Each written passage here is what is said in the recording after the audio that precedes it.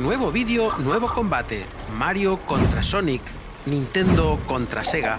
La única, verdadera y épica guerra de consolas trasladada al cine. Si te dijera que dos iconos del videojuego se enfrentarán cara a cara en un combate cinematográfico, es posible que me dijeras que soy ceguero por enfrentarlas. Round 1. Fight! En un rincón del cuadrilátero tenemos el argumento de Super Mario Bros. En su versión original en inglés, Super Mario Bros. En España y LATAM. Con guión de Parker Bennett, Terry Runte y Ed Solomon. Y que adapta de manera muy libre el famosísimo videojuego de Nintendo Super Mario Bros. Y donde se nos narra cómo Mario y Luigi, dos fontaneros de Brooklyn, descubren un universo paralelo llamado Dinohattan, gobernado por el despiadado rey Koopa. Su misión será rescatar a Daisy, una joven arqueóloga que resulta ser la princesa perdida de ese mundo, y evitar que Koopa combine ambos universos para conquistar la Tierra.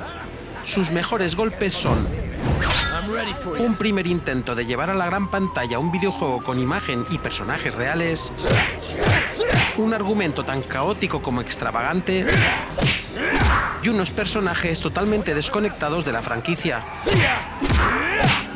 Nos encontramos ante la primera película de la historia que intentó llevar a la gran pantalla un videojuego en formato live action, pero que no fue el mejor inicio que se podía esperar.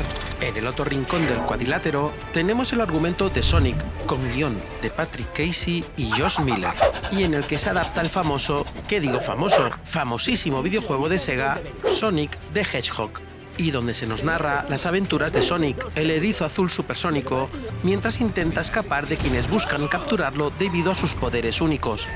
Sonic vive escondido en la pequeña ciudad de Green Hills, Montana, donde observa a distancia a los habitantes y sueña con tener amigos.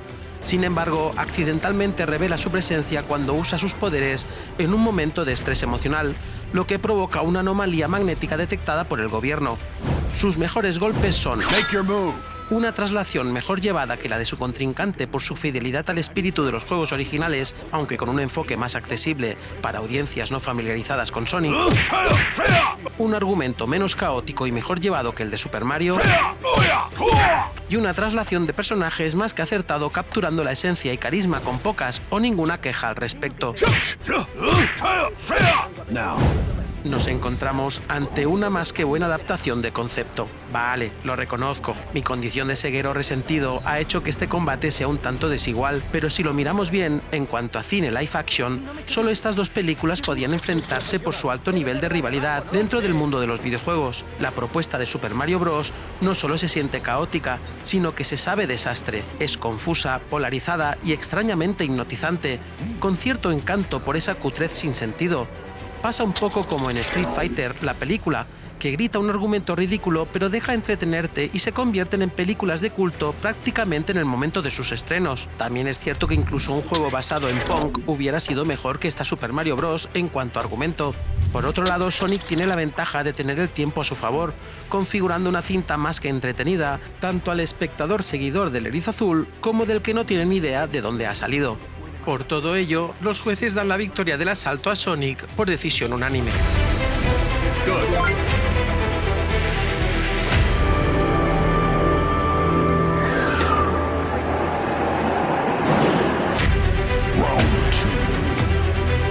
Fight! El reparto de Super Mario Bros. No es para nada débil sobre el papel. Confiere un gran elenco de actores capaces, aunque no se percibe así con los personajes. El primero en atacar es Bob Hoskins como Mario. Su actuación no es de las mejores del actor, pero creo que tampoco es desastrosa. Simplemente está por debajo de lo esperado. Sin embargo, la trama y el tono oscuro del film le ponen en un serio aprieto, ya que no se siente fiel al Mario de los videojuegos. Su actuación convence, pero su adaptación no tanto. Aún así, consigue golpear inicialmente. El segundo en atacar es John Leguizamo como Luigi, el hermano menor de Mario. Leguizamo le da un toque único a Luigi, enfatizando su vulnerabilidad y su relación fraternal con Mario. Es quizás el personaje mejor tratado, de hecho lo veo más protagonista que Mario, tanto en interpretación como en adaptación. Sinceramente creo que, de todas las incongruencias y despropósitos que tiene la película, creo que Luigi es el personaje que salvaría de la quema, todo dentro del absurdo de la propuesta, claro está. Estoy intentando enfatizar aquello que es difícil de enfatizar. Los golpes que asesta Luigi son certeros. El siguiente en atacar es Dennis Hopper interpretando al villano principal, Rey Koopa, una versión antropomórfica y más oscura de Bowser que no deja de ser el Koopa occidental. Koopa es un dictador tiránico que gobierna un mundo distópico llamado Dinohattan, una reinterpretación radical y yankee del reino champiñón. Este personaje, mucho más siniestro y desincronizado completamente del personaje original, tiene dos dilemas. El primero es el obvio, un villano demasiado serio para un mundo como el de Mario, y el segundo, una actuación demasiado loca y extravagante para un villano siniestro. Es todo un contrasentido de conceptos, pero que a estas alturas nadie sorprende. Aún así, Koopa consigue asestar los tan necesarios golpes de respuesta. El resto del elenco no llegan a tiempo para intervenir. El reparto de Sonic está algo aturdido, pero nada grave. Se recupera rápidamente sin dificultades, y el primero en contraatacar es el personaje principal, Sonic. El famoso erizo azul de los videojuegos se traslada al cine live action de una manera más que correcta. En este caso hay que centrarse más en la configuración de personaje más que en la actuación o doblaje, ya que el actor de doblaje original, Ben Schwartz, no es muy conocido por estos lares, y el doblaje al castellano, que fue a cargo de Ángel de Gracia, es perfecto como suele ser habitual también en estos lares. Si nos centramos en el traslado como concepto del videojuego al cine, y sin contar el visual con esa lamentable primera versión, el personaje de Sonic se siente bien trasladado. Una adaptación solvente que no desentona para nada con la imagen y tono del videojuego original, una configuración gamberra y divertida de un personaje del que se le intuían en su modo original, características que asestan unos golpes contundentes a su contrincante. El contraataque continúa con James Marsden. Lo siento, señor Wachowski, pero me llaman Tom. El sheriff de Green Hills y aliado de Sonic. Marsden interpreta el papel de hombre común atrapado en una aventura extraordinaria. El personaje, que en este caso no tiene nada que ver con ninguno de los videojuegos originales, se configura como el personaje enlace con el espectador. Ya sabes, el recurso típico para que se explique parte o toda la trama de manera natural y como personaje muleta para el protagonista. Marsden propone un personaje correctamente configurado a tal efecto y golpea en consecuencia. El siguiente en contraatacar es Jim Carrey como el Dr. Robotnik, el villano principal. Este personaje, sorpresivamente, se traslada de manera perfecta como personaje de carne y hueso de la saga de Sonic. Además, Carrey le da un tono perfecto con su estilo cómico exagerado, entregando una actuación caricaturesca y llena de energía que, sinceramente para mí, es lo mejor de la cinta en cuanto a personajes y actuación, y quizás de todo el combate. Carrey vuelve a sus inicios y por el cual se hizo famoso en la comedia, con sobreactuación medida, o más bien esperada, y un aporte divertido y macarra que realmente le queda como un guante. Los golpes que asesta Carrey son los más fuertes de todo el asalto. Seguimos con la sensación de desajuste en el combate. Super Mario Bros., aun teniendo unos actores solventes, sus personajes no están bien configurados para llegar a un nivel aceptable. Sonic, sin embargo, de alguna manera sí que parece dar en el clavo como adaptación más o menos coherente, aun teniendo que recurrir a personajes originales fuera de la saga debido a su traslación a la vida real. Si pusiéramos ambos elencos en una balanza, sin lugar a dudas la de Sonic pesaría mucho más, tanto por concepto como actuación y traslación de personajes. Los jueces determinan que Sonic se lleva la victoria de este asalto.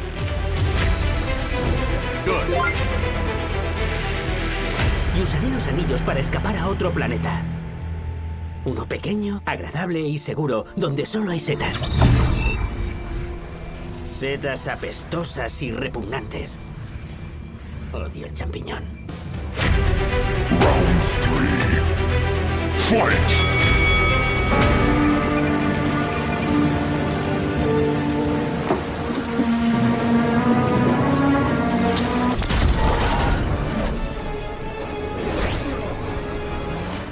Alan Silvestri, acompañado de Roxette y Tom Holkenborg, o Yankee XL para los amigos, entran en el recinto. Silvestri intenta por todos los medios no ser reconocido. Holkenborg, todo lo contrario, alza los brazos y reparte besos al público. Ambos compositores se dan la mano y esperan que suene la campana. El árbitro los prepara para dar inicio. La campana suena y ambos se ponen en guardia intentando buscar el momento para atacar, y el primero en encontrarlo es Alan Silvestri. Silvestri desarrolla su ataque con una partitura cinemáticamente correcta, pero totalmente irreconocible en la mayor parte del metraje. A diferencia de la música alegre y optimista de los videojuegos de Super Mario, la banda sonora de la película adopta un tono más serio y oscuro acorde con el resto de la propuesta, del que solo se da un pequeño guiño al inicio del film. Me da la sensación que los responsables de Super Mario Bros. Quisieron acercarse al éxito de Batman de Tim Burton. En el asalto de dirección artística ahondaré más en esta percepción, pero en la banda sonora ya percibo ese acercamiento. Y es que Silvestri adopta un registro épico, solvente, pero del que no se percibe alegría o sincronía con los personajes icónicos de Nintendo. Logra crear una partitura que, si bien no captura la esencia lúdica del videojuego, funciona dentro del contexto de la película y refuerza su narrativa más seria. En otras palabras, la música acompaña perfectamente aunque no tenga nada que ver con la saga de Nintendo. Por otro lado, hacen aparición algunos temas de otros artistas como Almost Unreal de Roxette o Tie Your Mother Down de Queen, temas que no son suficientes para adquirir fuerza en el combate, sin embargo, golpea por ese tratamiento correcto sin más de la partitura. Los efectos sonoros, en cambio, sí que hay ocasiones que intentan llegar a ese lado cómico de la saga de los videojuegos, pero que hace más desconcertante la desincronía, con unos efectos humorísticos introducidos de manera algo forzada, pero que son suficientes para golpear. Tom Holkenborg no parece demasiado perjudicado por el ataque de Super Mario, de hecho hace gestos de sorpresa por esperar algo más contundente.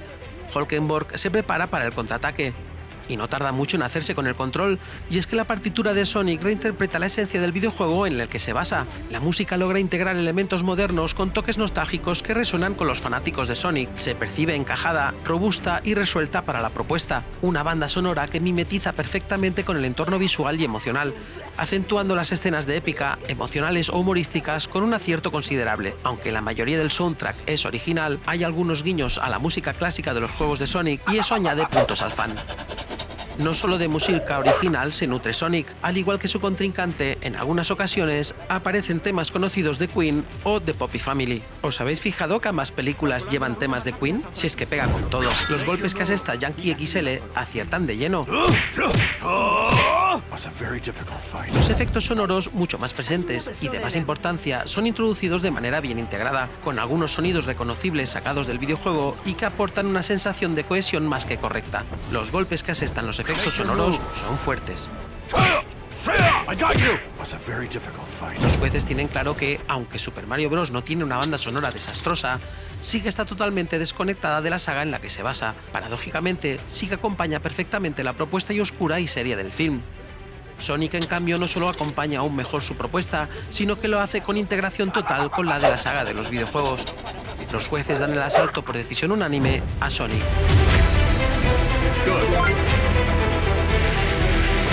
Alerta de seguridad, boletín oficial. Fontaneros extraterrestres. Mario, mira. Estás horrible. Pues anda, que tú estás guapo. Round 4. Fight! El diseño de producción de Super Mario Bros. Es uno de los aspectos más llamativos y controversiales de la película. En lugar de un mundo colorido y fantástico como en los videojuegos, la película presenta una estética cyberpunk industrial y oscura, más cercana a Blade Runner o Brasil que a la imagen clásica de los videojuegos de Nintendo. Este diseño de producción estuvo a cargo de David Snyder, quien había trabajado en Blade Runner, lo que podría explicar la influencia visual distópica en la película. En lugar del reino champiñón, la película presenta una ciudad de estética cyberpunk llamada Dino Hattan, un lugar sucio, lleno de neón, tuberías y estructuras metálicas. Se inspiró en Los Ángeles de Blade Runner con calles abarrotadas, anuncios brillantes y una sensación de decadencia. Un mundo totalmente en desacuerdo con los del videojuego. Los trajes de Mario y Luigi solo aparecen con sus colores clásicos al final de la película, lo que no ayuda a identificar la ya de por sí poca conexión con el videojuego. Tampoco ayuda el diseño de los Goombas, muy diferente al de los juegos. En lugar de pequeños y rechonchos hongos antropomórficos, son dinosaurios enormes con cuerpos de humano y cabezas diminutas, haciendo que la propuesta se distancie aún más. Koopa no es un rey tortuga, sino un tirano humanoide con cabello rubio y traje de negocios. Seguimos alejándonos. Daisy es la princesa en la historia en lugar de Peach, aunque aquí en realidad quizás no se aleja, solo se detiene teniendo en cuenta el resto. Por otro lado, se usaron efectos prácticos y marionetas animatrónicas para personajes como Yoshi, quien fue diseñado con un realismo sorprendente para la época. Este es quizás uno de sus mejores golpes en el asalto. El diseño de producción se aleja demasiado del tono colorido y fantástico de los juegos, y es que creo que esta adaptación tan dispar de Super Mario se vio influenciada por una película anterior que hizo furor años antes, y no es otra que Batman de Tim Burton. Creo que los responsables de Super Mario Bros. Creyeron que sería bueno intentar la misma fórmula oscura y siniestra de Batman, influenciándose en muchos conceptos. Puedo llegar a entender que alguien quisiera aprovechar el tirón de fama del hombre murciélago, pero hacerlo en una adaptación del fontanero más famoso en el mundo de los videojuegos creo que no era acertado. Aún así, el diseño de producción asesta unos golpes importantes por esa alegría a la hora de juntar conceptos sin pensar en las consecuencias y que le ha dado ese estatus de culto con los años. El diseño de producción de Sonic ha aguantado bien los golpes. Se prepara para contestar a los ataques. La dirección artística de Sonic toma un enfoque más realista y familiar, adaptando el mundo de Sonic al entorno del mundo humano en lugar de recrear los escenarios coloridos de los videojuegos. La película sitúa gran parte de su historia en un pequeño pueblo llamado Green Hills, un guiño a Green Hill Zone de los juegos. Es un pueblo típico estadounidense tranquilo y apacible, lo que crea un contraste con la velocidad y energía de Sonic. El entorno se percibe extrañamente como familiar y con cierta conexión con el de los videojuegos. Si nos centramos en el concepto de los personajes, Sonic tiene mucho que decir, sobre todo en los primeros avances y donde fue muy criticado por su aspecto hiperrealista y extraño con proporciones humanas y ojos pequeños. Tras el rechazo masivo, se rediseñó a una versión más fiel a los juegos, con ojos grandes, guantes y un cuerpo más estilizado. A decir verdad, cuando se me nombra Sonic, la película, no puedo evitar ver esa primera versión en los primeros trailers del film. Menos mal que reaccionaron a tiempo. Por otro lado, el Dr. Robotnik empieza con una apariencia más normal, pero hacia el final de la película adopta su icónica apariencia con bigote más grande, gafas oscuras y traje rojo. El resto de conceptos se alinean bastante bien haciendo de Sonic una experiencia visual muy certera, con un trato bastante homogéneo mezclando ambos mundos, el fantástico y el real, con una más que convincente puesta en escena que no decepciona ni al espectador casual ni al fan de la saga de Sonic. Ambos diseños son antagonistas. El diseño de Super Mario Bros. Se siente huérfano de influencias del mítico videojuego, de donde se usa el nombre y poco más. Pasa un poco como en la primera versión de Resident Evil en el cine, se usa el nombre y se desecha lo demás, aunque si las comparamos, al menos Resident Evil se siente entretenida y hasta con su propio carisma y cierta calidad. Sonic en cambio es todo lo contrario, aunque es cierto que el rediseño de Sonic fue clave para el éxito de la película, ya que los fans lo aceptaron con entusiasmo tras la controversia inicial. El equilibrio entre un mundo realista y elementos fantásticos ayudó a hacer que la película fuera accesible para una audiencia general, confirmando que se trabajó en la dirección correcta, ya que fue un éxito en taquilla y crítica. Los jueces vuelven a tener claro que Sonic es el merecedor del asalto.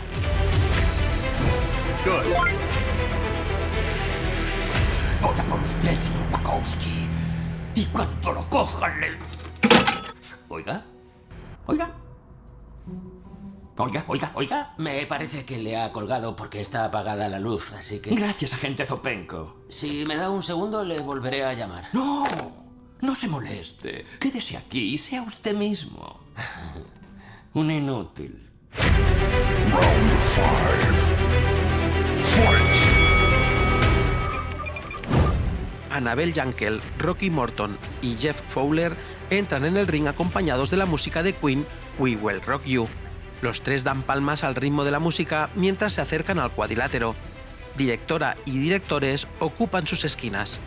Jankel y Morton para Super Mario Bros., Fowler para Sonic. El árbitro les indica las reglas básicas y los invita a ocupar sus posiciones. La campana suena y tanto Jankel como Morton empiezan a moverse de manera inconexa, de manera errática, dan vueltas sobre sí mismos.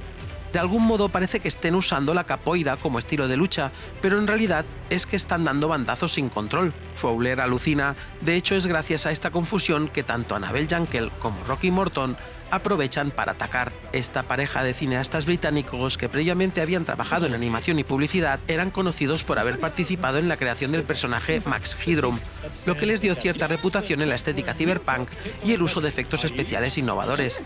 La producción de la película fue caótica y Morton y Jankel tuvieron conflictos constantes con los productores y el elenco. Se dice que el guión cambiaba casi a diario y los directores intentaban darle a la película un tono más oscuro y adulto, mientras que el estudio quería algo más familiar y cercano a los videojuegos. Vamos, un toma y daca que nunca es bueno para el producto final. Morton y Jankel tenían una visión demasiado seria y que se alejaba demasiado del concepto de Mario, y esa contradicción se percibe en el resultado. Una dirección caótica, nada convincente y donde todo se pone patas arriba sin ni siquiera acertar por casualidad. Tanto actores como propuesta visual se sienten fuera de juego. La verdad es que no hay nada que salvar, ni fotografía, ni montaje, ni tan siquiera las actuaciones pueden pasar del aprobado. El apartado de diseño es el único que de alguna manera puede sacar pecho por algunas escenas bien logradas, pero poco más. Y es que aún no se entiende qué carajos pasó en esta producción para acabar siendo un desastre. No hace justicia ni al videojuego, ni a los personajes, ni a la marca de Nintendo. Quizás quiso innovar, quizás no se pudo hacer mejor, pero lo que está claro es que no encaja en el apartado de buena adaptación. Aún así, asesta unos golpes mínimos por decencia. Jeff Fowler sigue en pie sin problemas, no ha tenido que esforzarse demasiado para defender el asalto, pero ahora le toca a él contraatacar, y es que su dirección no es tan caótica como la de su contrincante. Es coherente, solvente y correcta, sin pretensiones pero sin alteraciones estridentes. Un trabajo hecho a medida para la ocasión. Como producto para consumo familiar no podemos buscar florituras artísticas o de autor. Simplemente pasa la asignatura con buena nota sin problemas. Un trabajo correcto para un cliente satisfecho. Tan satisfecho que se contó con él para las 2 secuelas siguientes con un resultado igual de correcto e incluso mejor. Su dirección tiene un objetivo principal: la diversión, el humor y el drama justo para no caer en pretensiones oscuras o conceptos forzados. Got you! Do not hesitate. Ambas direcciones difieren y mucho entre ellas. La dirección de Mario continúa el estado de locura y caos del resto de apartados. Es palpable la pérdida de rumbo y eso se nota demasiado en el asalto de dirección, que no tiene golpes fuertes para dañar a su oponente. La dirección de Sonic es más ordenada, enfocada a objetivos claros y que además consigue sin problemas, sin desajustes ni experimentos. Los jueces dan el asalto a Sonic por decisión unánime.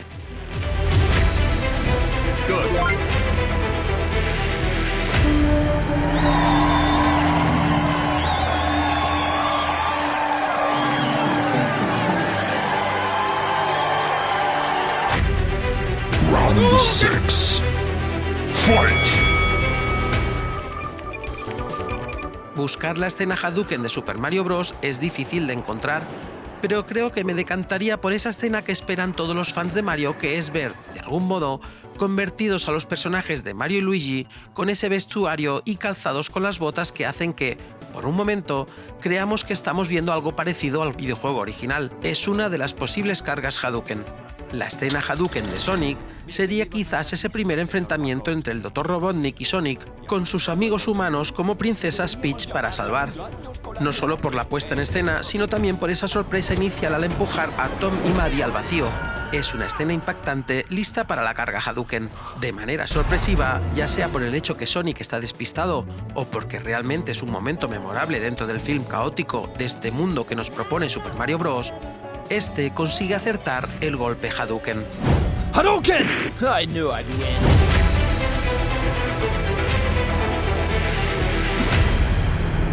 Yo no me esperaba eso. Pero esperaba no esperarme nada, así que no cuenta. Fight! Ambas propuestas son muy diferentes, aunque ambas buscan el mismo objetivo: intentar adaptar unos personajes míticos, ¿qué digo míticos?, leyendas del mundo de los videojuegos. Super Mario Bros. Se dirige hacia un camino confuso, realmente no sabe lo que quiere. ¿Quiere ser una adaptación fiel? Falla estrepitosamente. ¿Una película de aventuras entretenida? Falla aún más. ¿Una adaptación libre pero que abre un universo interesante para otros enfoques? Para nada, ahí se quedó todo. Y es que el caos que conforman argumento, personajes, concepto visual y demás no llegan ni tan siquiera a encajar ninguna de las piezas. Un argumento muy simple y enrevesado al mismo tiempo. Unos personajes que para nada nos hacen pensar en Mario, Luigi o cualquier otro personaje del famoso videojuego de Nintendo. Ni siquiera una ambientación colorida o alegre que nos haga pensar, aunque sea por un segundo, en el mundo fantástico que nos proponía Mundo Champiñón, más todo lo contrario, un mundo oscuro, siniestro y en el que gran parte de la aventura es de noche o en interiores de cierta penumbra. Estos conceptos contradictorios no ayudan a que Super Mario Bros. Pase del aprobado. Es más, suspende con nota baja. Por otro lado tenemos a Sonic con una propuesta en la otra dirección, donde parecería que adaptar el mundo de un erizo azul era más difícil que la de unos fontaneros italianos. Sin embargo, da en el clavo, y es que Sonic sabe conectar con el público casual y con el seguidor de los videojuegos a partes iguales, con una adaptación solvente, divertida y bien construida.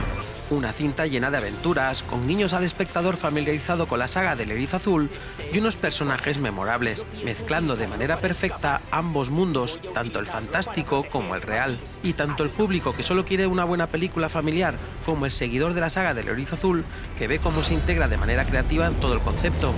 Justo lo que Super Mario Bros. No consigue. Seamos sinceros, el tiempo de estreno le ha dado mucha ventaja a esta Sonic, no es justa la comparativa, pero ¿contra quién se pueden enfrentar? Mario y Sonic ahora son amigos, pero durante una buena parte del tiempo fueron feroces rivales. Dejar pasar la oportunidad de enfrentar estas leyendas de los videojuegos y la historia de rivalidad que hay detrás no se podía dejar pasar para Film Versus. Los jueces dan la victoria del combate a Sonic el Erizo. ¡Ahí la llevas! ¡Sonic 1, pedazo tanque 0! Lo siento, ¿lo has grabado?